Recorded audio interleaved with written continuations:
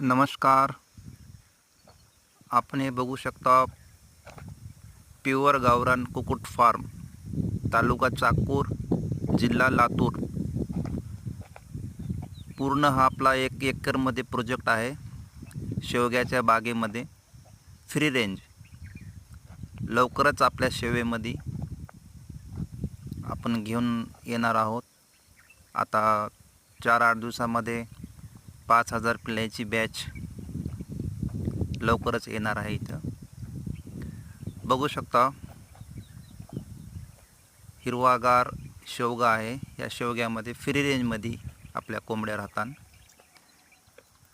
हे जे खोपी केलेली आहेत यांच्यावर अजून काम चालू आहे. लवकरच फार्म चालू होणार आहे. प्युअर गावरान कुक्कुट फार्म.